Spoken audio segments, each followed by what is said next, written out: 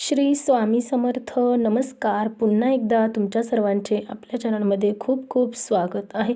स्वामी महाराजांच्या कृपेने तुमच्या आयुष्यामध्ये जे काही दुःख अडचणी आहेत ते सर्व दूर हो, हीच मी महाराजांच्या चरणी प्रार्थना करते आणि आजच्या व्हिडिओला सुरुवात करते. आज आपण व्हिडिओ पाहणार आहोत की पहा, उद्या परवा अगदी आपली मकर संक्रांती जवळ आलेली आहे. पहा, उद्या भोगी आहे आणि परवा पहा आपण 14 जानेवारी 2026 पहा बुधवारच्या दिवशी मकर संक्रांती आली आहे आणि मंगळवारी 13 जानेवारीला पहा भोगी आहे. तर आपण भोगीच्या दिवसापासूनच आपली मकर संक्रांतीला सुरुवात करत असतो. तर पहा, आपल्याला यावर्षी एवढं माहिती आहे की आपल्याला पिवळा रंग वापरायचा नाही, तर तो आपला भोगीच्या दिवसापासूनच आपली मकर संक्रांतीला सुरुवात होत असते. त्यामुळे आपल्याला भोगीच्या दिवसापासूनच पिवळा रंग हा आपल्याला वापरायचा नाही आहे. तर पहा, मकर संक्रांती 2026 कधी आहे ती आपल्याला माहीत आहे, पण ती कशावर बसली आहे, कोणत्या दिशेला जात आहे आणि वाहन वस्त्र कोणते, आता हे आपण आजच्या व्हिडिओमध्ये पाहूयात. कारण यावर्षी संक्रांत ही पिवळ्या रंगावर आली आहे, मग सोनं घालावं का नाही याबद्दल आपण संपूर्ण आजचा व्हिडिओ पाहणार आहोत. पहा, तर आता मकर संक्रांती आलेली आहे 14 जानेवारीला. तर दरवर्षी मकर संक्रांतीचा पुण्यकाल म्हणजे पहा ओवाळण्यासाठी म्हणजे वाण द्यायला कधी जायचं हा वेळ आलेला असतो.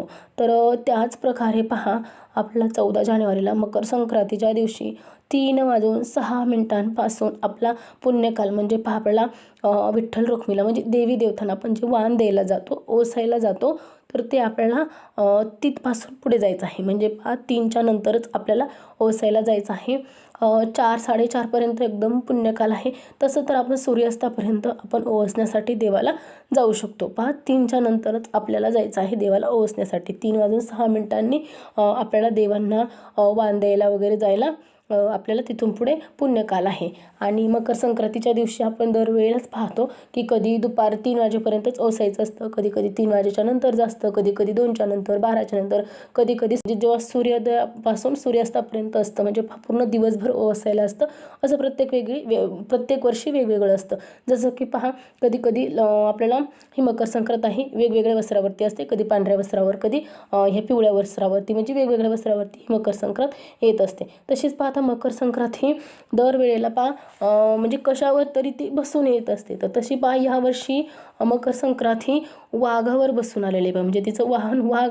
जी आपली मकर संक्रांत आहे ही कुमारी आहे आणि ही पूर्वेकडून पश्चिमेला जात आहे आणि तिने आपल्याला म्हणजे केशरी रंगाचा टिळा लावलेला आहे आणि मोत्याच्या आपण बांगड्या वगैरे घातलेल्या आहेत. अशा प्रकारे यावर्षी मकर संक्रांती आलेली आहे. म्हणजे ती पूर्वेकडून पश्चिमेकडे जात आहे, तिचं वाहन वाघ आहे. अशा प्रकारे मकर संक्रांत यावर्षी आलेलं आहे आणि ती पिवळ्या रंगावरती आलेली आहे.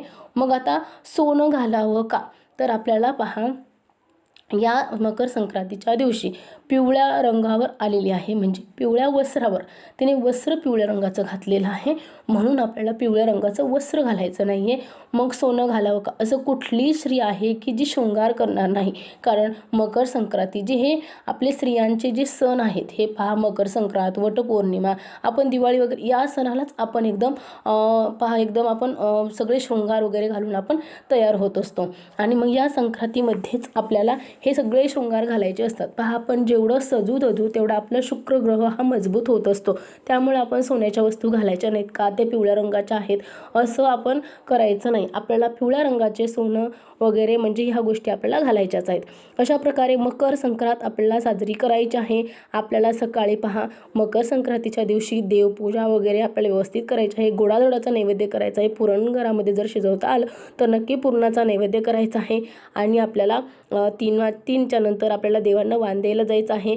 मकर संक्रांती अगदी ही चांगली असते पहा, कारण आपण जेवढं हे हळदी कुंकवाचं वाण आपण या मकर संक्रांतीच्या दिवशी आपण म्हणजे हळदी कुंकू करू म्हणजे किंवा वाण देऊ तेवढं आपल्याला ते चांगलं असतं. म्हणजे आपल्या सौभाग्यासाठी ते चांगलं असतं. मकर संक्रांत हा खूप सौभाग्यासाठी खूप महत्त्वाचा सण आहे आणि या दिवशी आपण तो अतिशय आनंदाने उत्साहाने साजरा करायचा असतो. तर चला, आजच्या व्हिडिओमध्ये आपण हीच माहिती घेऊन आलो होतो की मकर संक्रांत म्हणजे कधी आहे, मकर संक्रांत कशावर बसली आहे, कोणत्या दिशेला जात आहे, वाहन काय आहे, वस्त्र कोणते आहे आणि मग पिवळ्या रंगावर आले आहे तर मग सोनं घालावं का, या संदर्भात आज आपण व्हिडिओ पाहिला. आणि चला तर मग झालेली सेवा महाराजांच्या चरणी मी अर्पण करते. आजचा व्हिडिओ इथेच थांबवते आणि तुम्हाला जर व्हिडिओ आवडला असेल तर नक्की व्हिडिओला लाईक करा, शेअर करा आणि चॅनलला सबस्क्राईब करा. चला तर मग पुन्हा भेटू अशाच नवीन छान छान माहितीपूर्ण व्हिडिओसोबत. तोपर्यंत श्री स्वामी समर्थ. जय जय स्वामी समर्थ.